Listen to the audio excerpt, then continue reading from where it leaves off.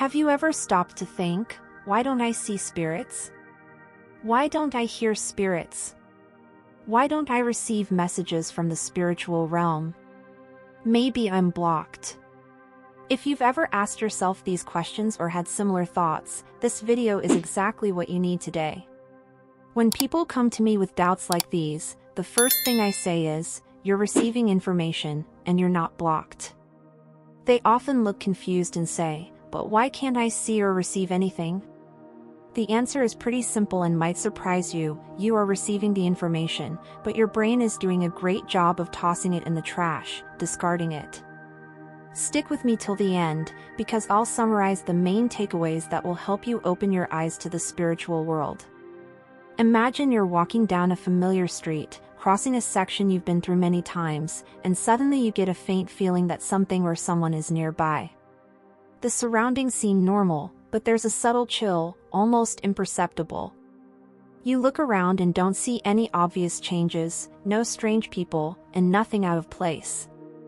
Still, that feeling lingers. Many people have experienced something similar but tend to dismiss it as a mere coincidence or the result of an overactive imagination. Yet, from time to time, that nagging feeling returns, as if something in the air is trying to grab your attention. It feels like an invitation to look at reality differently. When we start talking about the invisibility of spirits and the possibility of communicating with them, many people's first reaction is disbelief or caution. It's natural to doubt what you can't see. However, throughout history, countless cultures, religious traditions, and personal accounts point to the existence of dimensions beyond what our eyes can see. The key point often isn't being able to see spirits clearly, but noticing signs and subtleties that might go unnoticed. Our minds, programmed to interpret the physical world, tend to reject anything that doesn't fit into logical frameworks. But the more we deny this invisible part, the more we miss the chance to understand events that keep repeating themselves. What few people know is that almost all of us receive spiritual impressions, but they usually get filtered out and discarded before we can pay attention to them. It's like the mind puts up a barrier that says, "This isn't real, let's ignore it." That gut feeling before an important call, the intuition to avoid a particular route, or the strong discomfort when talking to someone who seems to be hiding something are just a few examples of how, deep down, there's an internal channel picking up information. Yet, without knowing how to value these signals, we go through life without realizing that a lot of these messages might come from a place beyond the obvious. It's in this exact moment that awareness has a chance to expand.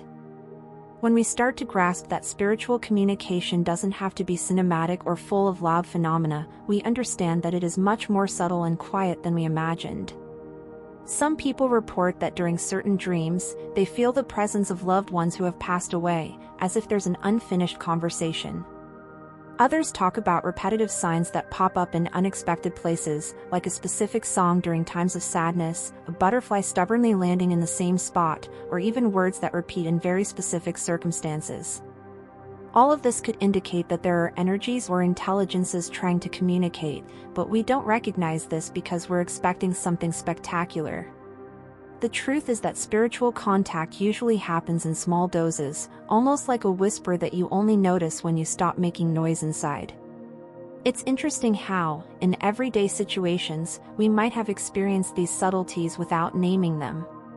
Just think back to times when the feeling of déjà vu was really strong or when there was an instant clarity about a problem that had been bothering you for days. It's exactly in that realm of subtleties that spiritual messages can manifest. Those who have had the experience of waking up with such a clear answer that it feels like it was dictated to them in a dream know exactly what we're talking about. These are tiny windows opening up, giving you a glimpse of something bigger, as if there's an entire world around us, beyond physical boundaries. For those interested in understanding and developing this perception, there's a key entry point: create moments of inner silence. The excess mental noise is the biggest blocker. When our heads are full of worries, obligations, and distractions, there's barely any space left to notice the spiritual clues that appear. That's why one of the most recommended practices is meditation. But it's not about sitting still without thinking rigidly. The idea is to gradually allow your mind to quiet down, focusing on your breath and releasing tensions. In this process, we learn to perceive the subtle stimuli that previously went unnoticed. One practical way to exercise this connection is to create a mental scenario that serves as a meeting point with your intuitive side. Imagine, for instance, that there's a room inside you, silent and shielded from any external interference. Visualize that space in detail. It could be a cozy room, simple or full of decorations. What matters is that it conveys calm. Then, look for a door in the back of that room with a color that suggests something precious, like a soft golden glow. Picture that by opening this door, you enter a kind of hall where spiritual messages can manifest more clearly. Stay there for a few moments, keeping your imagination engaged, but without pressuring for something to happen right away. If an idea pops up, a word echoes, or an unexpected image appears, just welcome it and take note in your mind. This simple exercise helps train your brain to appreciate the inner dimension. Many people wonder if this really works or if it's just pure fantasy. The fact is that the brain works with symbols and associations, so creating a symbolic mental space can make it easier to recognize signs. Even if it seems like a game at first, over time you might notice that certain messages appear with greater clarity. It's like tuning into a new radio station. Before, you were trying to pick up a channel filled with static. When you adjust the frequency, you start to hear the transmission more clearly. This process requires persistence and, above all, an open mind. To make these experiences even deeper, there's one essential point: reprogram the way we view information that defies conventional logic. As long as we hold on to the idea that everything related to intuition or extrasensory perception is nonsense, we're likely to overlook valuable signals. It's important to reformulate the beliefs we've cultivated since childhood. This internal shift doesn't happen overnight, but you can start gradually, challenging the automatic reactions that come up when something doesn't have an immediate explanation. An interesting path for this reprogramming involves paying attention to the words and thoughts that come up when something seemingly strange happens. If your mind reacts with phrases like, "This doesn't make sense, it must be in my head," try asking yourself, "Does it really make no sense, or do I just not have a logical reason for it right now?" This small pause opens up space for new interpretations. Likewise, when something surprisingly accurate happens, like a dream that comes true or a strong intuition, instead of dismissing it as coincidence, ask yourself, what if this event is a sign of something bigger that I don't fully understand yet? Gradually, your brain begins to accept that there's an unknown dimension that deserves attention. Another important point is to avoid sharing these experiences too early with people who are very skeptical or tend to mock spiritual topics. In the beginning, when the mind is still adjusting, severe criticism can fuel doubts and hinder the development of that sensitivity. Everyone has their own learning pace, and often, a touch of discretion helps create a favorable environment for practice. It's like protecting a fragile little plant that is just starting to sprout. Once it grows stronger, then you can let it out in the open without fear that any breeze will knock it down. Some say that everyone has psychic or spiritual abilities in some way, but these talents stay dormant in everyday life. Think about extreme stress situations. How many cases have been reported of people who, in moments of danger, know what to do without thinking too much, as if an inner voice guides the right action? It's possible that this is a reflection of a sense we don't use often, but that's always ready to kick in when necessary. There are also stories of those who, during childhood, could see beings or sense presences, but over time stopped reporting them out of fear of judgment.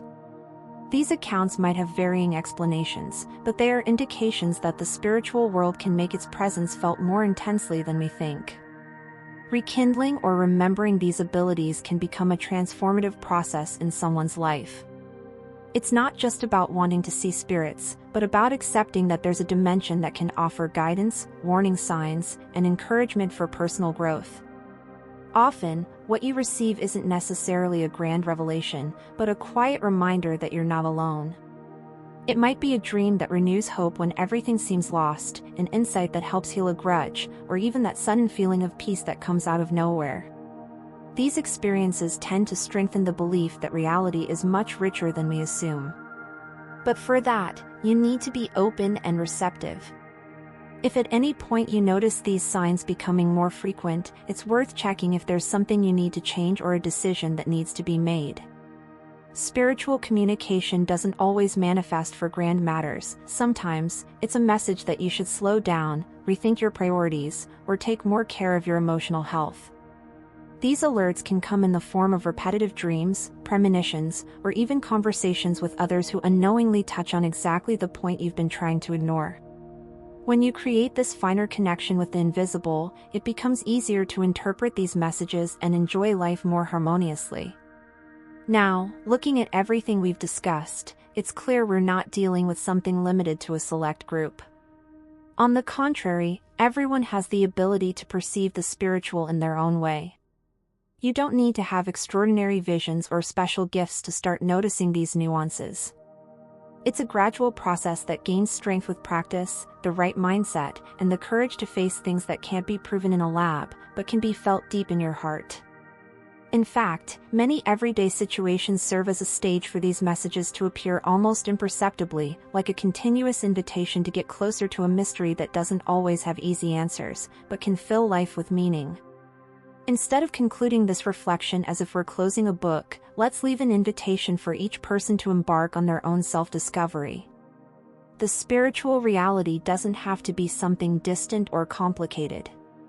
It can be accessed in silence, through intuition, and even in those moments of pause when you allow yourself to observe your own thoughts. If you ever catch yourself thinking, "Have I received signs and just didn't notice?" that's a good sign. This question indicates that the door to a broader perception might be opening. Sometimes, all we need is a little nudge, a confirmation that we're not going crazy for feeling what we feel. It's comforting to know there are countless others who have gone through similar situations, and many are ready to share their experiences. For those who feel drawn to this topic, there are simple ways to move forward. Regularly practicing meditation, jotting down your intuitions in a notebook, and observing the coincidences that happen in daily life, all of this helps nurture sensitivity. If at any point you feel a desire to share perceptions and doubts, feel free to join spaces where people respect this theme. And subtly, remember to show your support for those who talk about spirituality in a serious and respectful way. This support can come through a simple gesture, something that doesn't disrupt your routine and feels natural, like engaging with content that resonates with you. So, keep in mind that our channel is a space for those seeking information and stories about these dimensions. If you feel inspired to follow more conversations about the communication between what we call the invisible world and our everyday reality, you can dive in and stay updated on every detail we post without having to stop what you're doing. It's something that doesn't require ceremony or excessive formality. And if you ever want to share a personal experience, know that there are many others interested in listening and engaging in a constructive way. Reflecting on this entire journey of rediscovery, we emphasize the idea that each person has their own sensitivity and pace. There's no need to rush. The key is to feel, step by step, what resonates deep inside, respecting your own limits and gradually building confidence in perceptions that may have gone unnoticed before. This way, you become more attuned to the nuances of life, letting go of the reckless hurry that hides daily little miracles. To wrap things up in a way that doesn't feel too final, but reinforces everything that's been said, each person carries a unique ability to tune into energies and messages coming from the invisible. Recognizing and embracing these abilities can change how you see the universe around you. If at any point you felt your mind opening up to new possibilities or that your view of what's real shifted, it means there's already inner space for continuing this exploration. And if you want to comment on a specific experience you've had or ask a question, feel free to express it naturally, as if you were swapping ideas with a friend who respects this dimension. This small gesture strengthens bonds with those who appreciate the topic and creates a sense of community where no one has to feel alone in dealing with spirituality. Finally, if you believe you can absorb even more topics like this and want to stay in the loop on content related to these phenomena, you can show your interest in whatever way feels comfortable. The important thing is to keep the connection alive, without pressure. Every time you reflect again on these events, you build a stronger bridge with your intuitive side, allowing it to manifest. And if at some point you feel it's worth showing others that these topics exist and deserve more attention, don't hesitate to spread that idea subtly. With a simple gesture, we can build a network of people eager to learn more about what's unseen but makes such a difference in life. In this way, we carry on with the certainty that everyone has the ability to perceive something beyond what the eyes can see. The difference from person to person lies in the level of attention dedicated to this aspect.